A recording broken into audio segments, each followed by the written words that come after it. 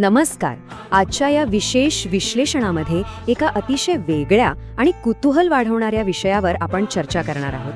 आपण रोज वापरतो तो फक्त 10 अंकांचा मोबाईल नंबर आपल्या दैनंदिन जीवनावर, आपल्या ओळखींवर आणि अगदी आपल्याला मिळणाऱ्या नवनवीन संधींवर नकळतपणे प्रभाव टाकू शकतो, असा एक विचार समोर आला आहे.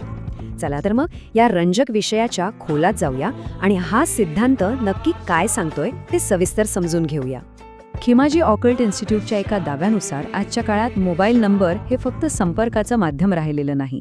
तर प्रश्न हा आहे की काय आपला मोबाईल नंबर खरोखरच एखादा सक्रिय कंपन म्हणजेच ॲक्टिव्ह व्हायब्रेशन्स निर्माण करतो.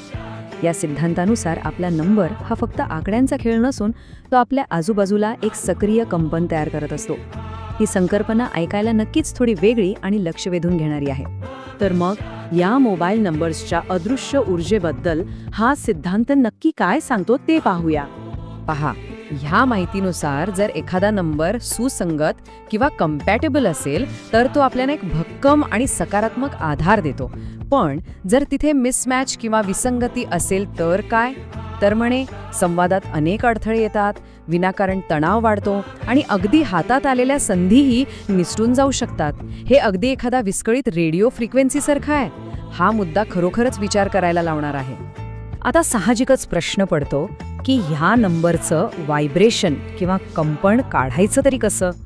त्याची एक अत्यंत सोपी गणितीय पद्धत इथं सांगितली आहे. ही आकडेमोड अगदी साधी आणि सोपी आहे. पहिली पायरी, आपले 10 आकडे घ्या. उदाहरणासाठी समजा 9876543210. दुसरी पायरी म्हणजे या सगळ्या अंकांची बेरीज करायची. 9 अधिक 8 अधिक 7 असं करत गेल्यास या सर्वांची बेरीज येते 45.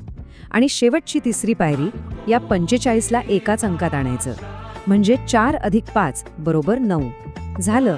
या उदाहरणातील अंतिम मोबाईल व्हायब्रेशन आला आहे 9. बरं, हा अंतिम अंक तर मिळाला, पण या प्रत्येक अंकाचा नेमका अर्थ काय असतो? चला तेही उलगडून पाहूया. न्यूमरोलॉजीच्या या शाखेनुसार प्रत्येक अंकाची एक वेगळी एनर्जी किंवा ऊर्जा असते. अंक 1 म्हणजे थेट नेतृत्व किंवा लीडरशिप. 2 हा अंक भावनिक जोड दर्शवतो. 3 नंबर हा कल्पकतेचा किंवा क्रिएटिव्हिटीचा मानला जातो. 4 नंबर म्हणजे एकदम कडक शिस्त, तर 5 नंबर हा संवादाचा म्हणजेच कम्युनिकेशनचा प्रतिनिधी आहे. प्रत्येक अंकाचा आपला असा एक स्वतंत्र स्वभाव आहे. पुढे पाहूया. अंक 6 हा सुसंवाद किंवा हार्मनीशी जोडलेला आहे. 7 नंबर विश्लेषणासाठी म्हणजेच ॲनालिसिसची ऊर्जा दर्शवतो. 8 नंबर हा थेट व्यवसाय आणि पैशांशी निगडीत मानला जातो. आणि अखेरीस 9 नंबर म्हणजे आपला प्रभाव किंवा इन्फ्लुएन्स निर्माण करणारा.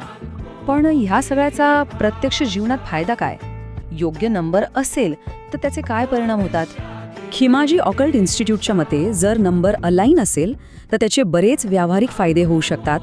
उत्तम नेटवर्किंग, आपली भक्कम वैयक्तिक ओळख, अगदी सहज आणि स्पष्ट होणारा संवाद आणि सगळ्यात महत्त्वाचं म्हणजे योग्य वेळी मिळणाऱ्या संधी. थोडक्यात सांगायचं तर योग्य नंबर हा आपल्या दैनंदिन कामांना एक चांगला पुश देऊ शकतो, असा हा दावा आहे.